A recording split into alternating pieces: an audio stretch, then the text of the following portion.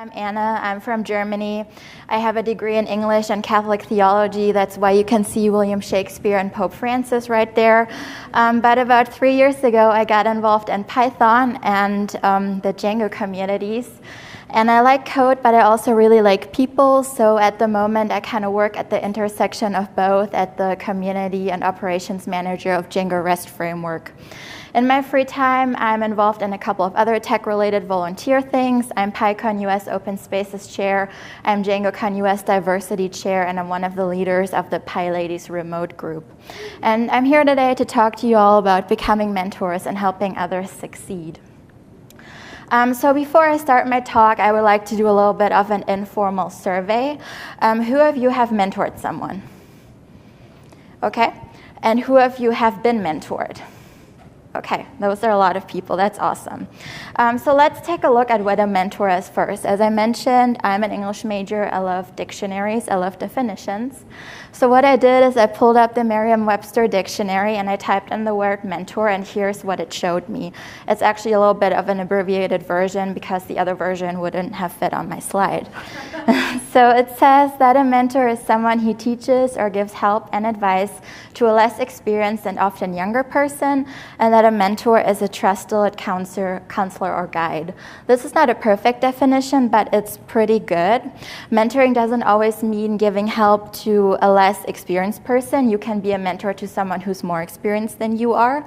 Also, the person you're mentoring doesn't necessarily have to be younger than you. So now we know a little bit about a mentor is, but why do people actually need mentors? I actually asked on Twitter what questions people had about mentorship, and when I got this question, I was a little bit startled when someone asked me, why do people need mentors? But I thought it's actually a really good question, so I included it in my presentation. So think of any situation where you learned something new, whether that was a new programming language or a new sport or a new instrument or a new hobby. There probably was a moment when you got stuck. It's a fact that when you learn anything new, you'll get stuck at one point. And then you have this big mountain in front of you and you have no idea how to overcome it. And when you get stuck, you have two options. You can either give up or you can get help. And giving up is not failure. It's not something that you have to be ashamed of. In fact, sometimes giving up is a really smart choice. But let's say that you're learning this new thing and you're really excited about it and you think that you can make it, but you just need a little bit of help to overcome that mountain. And that is where a mentor comes in. And remember that it takes a lot of courage and effort to ask for help, but reaching out to a mentor is the beginning of a new success story, and it brings you one step closer to your goal. That's why it's totally worth it. So what's your job as a mentor? Your job is to lend a hand, to be an ally, be a guide, help them climb the mountain, go on a mission with them, share your knowledge and help someone else succeed. Help someone set and achieve career goals, make smart business decisions, overcome workplace challenges, learn new skills, or simply just provide an outside perspective on something, or help them when they're facing frustrations at work maybe. But why should you become a mentor? Why should you put the time into helping someone? And for me, the answer to that question is pretty obvious, because helping other people succeed is really one of the coolest feelings in the world. When I started out in the Python community, there were a lot of people that helped me and that gave me advice and that gave me encouragement. And when you think of your own story, there probably were people like that too. You might have not called them your mentors, but secretly they were. And you should always give back at least as much as you have received. So if you've ever received help, if you've ever had someone who mentored you, you should think about paying it forward to someone else. You may now think, okay, this is cool, Anna, but really, tell me, what's in it for me? Why should I invest my time into helping other people? Not only is mentoring super fun and rewarding, and you'll learn a ton, you'll gain great teaching skills, you will learn how to think from someone else's perspective, you will gain empathy and patience, you will learn you'll be able to use these skills in different areas of your life as well. And when you take the time to develop a strong mentorship relationship, you get access to a wealth of knowledge, but you also end up with a lifelong friend or maybe a future business partner. Really, there is no downside. It's a two-way street. There's reciprocity there. You both have certain skills and things that you can offer to each other. Mentorship is an incredibly fulfilling experience, and you learn at least as much as you receive or as you teach. And if you think about it from an open source perspective, really leading open source projects on your own isn't very sustainable. So we have to grow the next generation. We have to teach other people how it's done so they can take over and help us at one point. And I really do believe that mentorship will help sustain the future of open source. There are a few big myths about mentorship. When I ask people to become mentors, there's always 4 things they tell me why they can't do it. So before we move on, I just wanted to get that out of the way. The biggest myth is that you have to be an expert in order to be a good mentor, and this is not true. You don't have to be an expert. Oftentimes, it's simply enough to have gone through the same struggles as your mentee. I'll give you an example. So I started learning English in 5th grade. In 7th or 8th grade, I wanted to make a little bit of money on the side, so I started working as a tutor. And I was only 3 years into learning English, so I wasn't very much more experienced than the younger kids, but I was still able to help them because I had gone through the same struggles that they were going through. And I've been tutoring for over 10 years now, and in the meantime, I've gone through 9 years of high school English and an exchange year in the United States and an English degree. And by no means am I an English expert, but I'm further away from people's struggles, so it's a little bit harder for me to understand why they don't know how the simple past works and so on. So when you're closer to people's struggles, you can still help them. Another myth is that only in-person mentoring is good mentoring, and that's not true either. You don't have to meet at the same coffee shop every week and sit in front of each other in person in order to have a good mentor and mentee relationship. Remote mentoring works pretty great. Actually, one of my biggest mentors and one of my greatest friends, Ian, lives in Madison, Wisconsin. I live in Germany, so we have a 7-hour time difference. We have a huge physical distance, and we still make it work, and we meet once a week for 1 hour, and we work together. So remote work mentoring works just fine. Number 3, mentoring takes up a ton of time. If you think about it, that's probably the number one excuse, no, I don't have time to do that. And that's also wrong. Mentoring definitely is a time commitment, but it doesn't have to take up a ton of time if you do it the right way. Who of you has an hour a week to spare? Come on, all of you have an hour a week or an hour every 2 weeks to spare, so you can become a mentor. Like I said, Ian and I, we spend 1 hour a week together, and sometimes I'll email him if I have an urgent question, but usually it stays within that hour a week. And setting up a weekly office hour is really effective because I can save all my questions for that 1 hour a week. I don't have to email someone every day, so it's really great. And myth number 4, only newbies need mentors.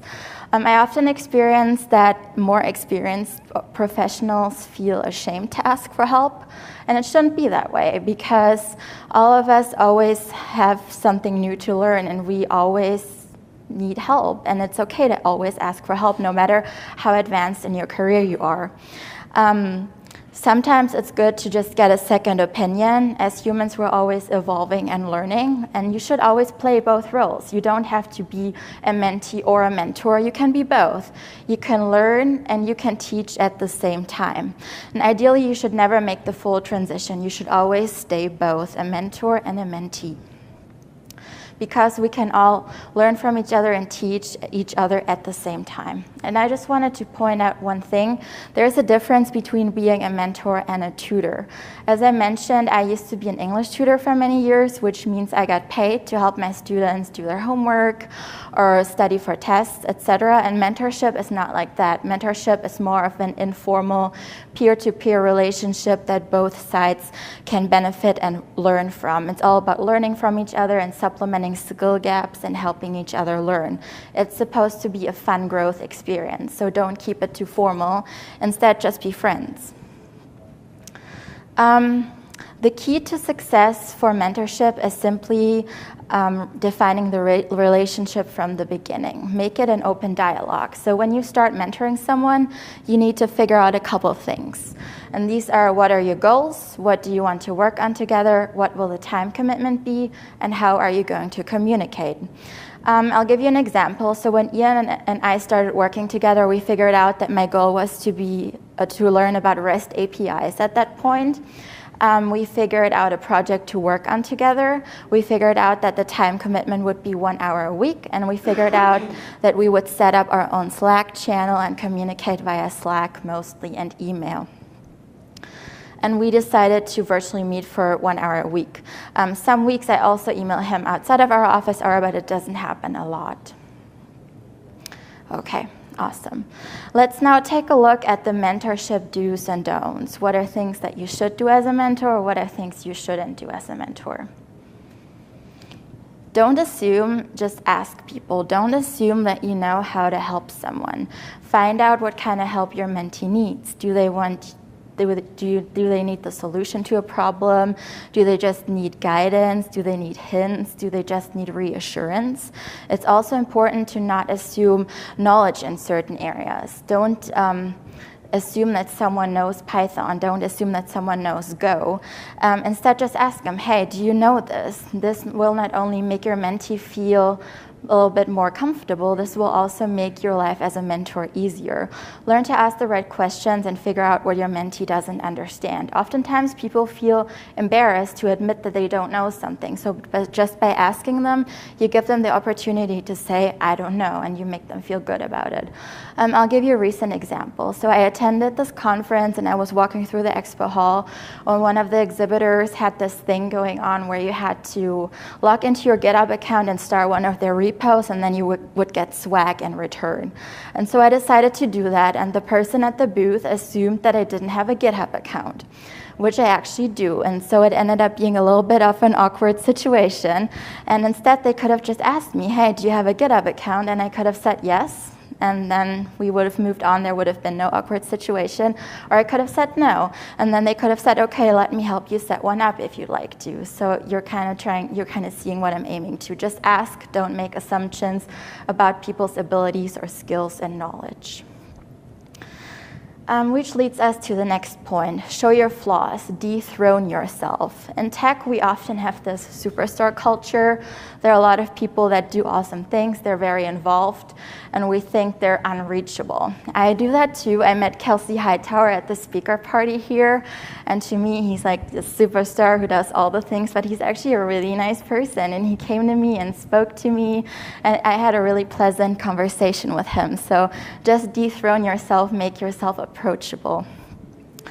Tell your mentee what it was like when you started coding. People don't sympathize with perfect, they sympathize with flawed. My English student probably used to ask me 10 times during our mentoring hour, what does this and this word mean? And English has about 4 times more vocabulary than German does, so I don't know all the words. So what I would do is I would pull out my iPad or my iPhone in front of her, I would pull up the dictionary app and I would look it up in front of her, and I would tell her, you know, I don't know, but I know where to look it up. And by saying I don't know, I made her feel better about herself because she didn't know the word either, but I showed her where she can find it. And you may have heard the saying that the best teachers don't show you where to look, they show you where to look but not what to see. So kind of follow that advice. And if you don't know something, that's no big deal. Maybe you know someone who knows, and then you just put the person in touch with the other person. So just dethrone yourself, show your flaws. Mentorship needs a certain level of comfort, and in order to do that, you need to make yourself a little bit more vulnerable so the other person can be vulnerable too. Always play both roles. I already said that. Always try to be a mentor and a mentee at the same time. Never make the full transition. Keep in mind that it's a two-way street. Figure out what you can teach each other and what you can learn from each other. Listen. One of your jobs as a mentor is to listen. Listen more than you speak. Figure out what kind of help your mentee needs. Figure out what they're struggling with. Sometimes listening means being a rubber duck. You may have heard of the concept of rubber duck debugging. For those of you who don't know what it is, I'll explain it real quick. So you have a little rubber duck sitting on your desk, and you explain your problem to it. It sounds crazy, but it actually works. And so by speaking your problem out loud and explaining it, either the solution might pop into your head, or you'll either be able to at least phrase it more precisely, and then you can ask someone or you can Google it. You can't Google like a whole paragraph. You need one specific thing to Google. And so by explaining it to your rubber duck, you'll kind of frame it more in your mind. And oftentimes that's exactly what your job as a mentor will be, just sitting next to someone and listening to someone, and either just sitting there and not saying anything, or listening and figuring out what kind of help they might need. Which leads us to the next point. Be committed and available. This doesn't mean that you have to be available 24/7. Sometimes all the help people will need is just someone sitting next to them and reassuring them. I coach at a lot of Django Girls workshops, and people are really insecure about using the command line for the first time. So sometimes they just need someone to tell them, yes, it's the right command that you're typing in. Or I remember when I was younger, when I was in elementary school, I would always do my homework in our living room, and my grandfather would always sit next to me, and he wouldn't help me. He would just read the newspaper and sit next to me, but that was all the reassurance I needed in order to do my homework. So it's kind of the same concept. Or just be online in Slack. We're in Slack all the time anyways. Well, it's true. So just be available and try to figure out what kind of help your mentee needs. Your mentee should be the driving force, and you should be the passenger, and you will decide together how fast you want to go and where you want to go. Show empathy, be patient, be open-minded, be kind. Don't get upset if you have to explain something a couple of times. Different people need different kinds of explanations. I remember when I started learning Python, I did the Code Academy tutorial, and there was a section on binary numbers in there. And that was totally all over my head. I had never heard about binary numbers, so I didn't understand it the way it was explained in Code Academy. So I turned to a friend of mine, and he tried to explain it to me, and I didn't understand it either. And at the end of the night, we both felt kind of bad. I felt like I had wasted his time, and he felt like he didn't do a good job explaining it to me. So at the end of the night, I turned to YouTube, and I watched a 3-minute YouTube video, and it suddenly clicked. And it had nothing to do with my ability to not be able to understand binary numbers. It had nothing to do that he did it with him doing a shitty job explaining it to me. It was just that I needed a different explanation. And so if you run into the same situation, don't take it personally. Just try to give your mentee other resources, or try to put them in touch with a different person. Different people just need different explanations. Also, take enough breaks, don't overdo it, and encourage your mentee to be kind to themselves. We're all just humans and not machines. Always be positive and encouraging. Believe in your mentee. Sometimes we need someone to believe in us first before we do. I remember 3 years ago, I wouldn't have gone up on stage and given my first conference talk if I didn't have an army of people there who encouraged me to do a good job and who believed in me. Learning consists of a lot of ups and downs. So as a mentor, it's your job to get your mentee through those downs, lift them over the hill, and make sure that they don't stop trying. Tell them that repeatedly that they're doing well, and encourage them. And this one's a really important one. Words are powerful. Keep in mind that words are very powerful. Words can totally destroy a person's self-esteem and a person's self-confidence and totally discourage them. So phrase things carefully. And we all mess up sometimes, and if you do, just apologize for making a mistake and try to do better next time. Never tell someone that they failed, never tell someone that they're stupid, never tell someone that they're not gonna make it. I know we all have bad moods when we had a bad day at work or so on, but just try not to do that. Never use the word failure, because it's a really strong word. And finally, this may sound trivial, but don't touch your mentee's screen or keyboard. I've seen this a lot. It's very tempting to just go, oh, let me type this in for you because it's easier and quicker, but it's actually very rude.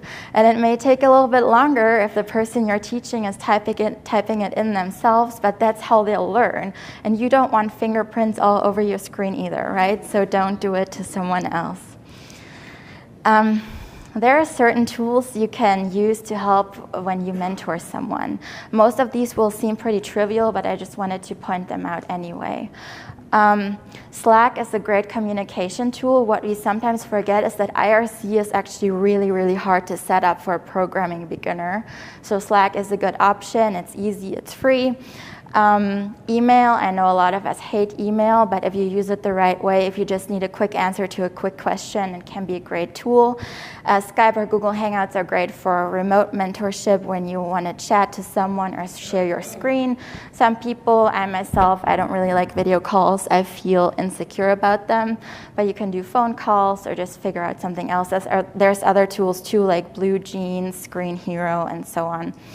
Cloud9 is a really great online IDE. It's not the best online IDE, but it's free, and it lets you work in a workspace together and see what the other person is typing. Gist and Pastebin may sound kind of trivial, but when I started coding, I had no idea how to share my code other than taking screenshots, and so it's good to have those tools on hand. And besides these technical tools, there's also some soft skills like patience, a good attitude, a smile, friendliness, and empathy that you will need in order to be a mentor. You may now think this sounds really cool, I want to get involved, but you have no idea where your help is needed. Well, look no further, I have some ideas for you. You can coach at a Django Girls event. Django Girls is an organization which organizes workshops for women to get them into web development. You do not have to be a Django expert in order to get involved. I would go as far as saying that you do not even have to know Django in order to tutor, because most of the questions that you will get will be very basic questions like using the command line and so on, and all of you can help. They also have a Gitter chat where you can help answer questions. You could teach a class for the PyLadies, maybe even for PyLadies Remote. I'll talk about that in a little bit. And we also welcome male teachers. Or you could help as a teaching assistant for a PyLadies Remote class. If you've given a conference talk before, you could become a speaker mentor. I know that for DjangoCon US, we're always looking for speaker mentors. Other conferences do that too. You do not have to be an expert. It's enough if you've given one conference talk. There's so many people who need help with proposals, or who just need help with their slides, or who just need reassurance. You could teach a class for your local Girl Develop It chapter. They're all over the country. Chick Tech also has a booth in the expo hall. I know they're all over the country. You could get involved with Code Newbie or Open Hatch. Saran from Code Newbie is actually giving a keynote tomorrow. She's really awesome. If you see her around, you should chat with her. You can help at local sprints, hackathons, or user groups. You could mentor for Google Summer of Code or Outreachy. You could offer your help to someone new at work, maybe a junior engineer or just really anyone. It's always good to know that there's a friendly person at work that you can turn to for questions. You could encourage someone to attend a conference or a workshop or a meetup with you. When you're new to programming, it's often really scary to do that by yourself. You could watch out on Twitter if someone's asking for help. You could offer your help on Twitter. You could create a so-called first-timers only issue on GitHub. These issues are issues which explain in great detail what you expect to be done. They're easy to do, and they're targeted at people who want to make their very first open source contribution, and they offer mentorship. So after you created such an issue, just assign the label first-timers only, and that way people can find it. If you're an open source maintainer, just put a sentence or two in the README of your project that you're offering mentorship and that you're willing to help people make their first pull request. After this talk, there's actually going to be a talk about READMEs and documentation, which you should watch. I think Ben's going to touch on that a little bit. So these are just some ways that you can help out. If none of that is for you, but you would still like to help, please come see me after my talk. I'm sure we'll find the right opportunity for you. Some of you might not only seek to become mentors, they might actually be looking for a mentor. So how do you find a mentor? Mentors don't walk around with name tags. Most people who mentor actually don't call themselves mentors. I can only tell you how I found my mentors, and that was by attending meetups and conferences and just chatting with people. And in technology, we're all really passionate people. So if there's someone who's really passionate about Docker and you start chatting with them about Docker and then you ask them, hey, can I email you after the conference if I have any questions? Most likely they're more than willing to help you out. So just ask people, turn to them with concrete questions or problems. Don't just walk up to someone and ask them, hey, will you be my mentor? That's a little bit weird. Just don't be shy. So who of you is going to mentor someone now? I hope that all of you will. Just one more thing. As I mentioned PyLadies Remote a couple of times, and we're always looking for new PyLadies Remote teachers. All of our classes are remote screencasts. We currently do one class every 2 months. If you'd like to teach a class on really anything tech-related, it doesn't have to be Python, please reach out to me. We also have all of our learning resources and past classes on our website. You can check them out, and you can also follow us on Twitter. And I brought some stickers with me with our logo, so if you'd like one, come see me and I'll give you one. That's all I have for you today. I think I have a little bit of time for questions. So if you have a question, you can either ask it now or you can come find me afterwards. I'll be around today or tomorrow. You can find me on Twitter.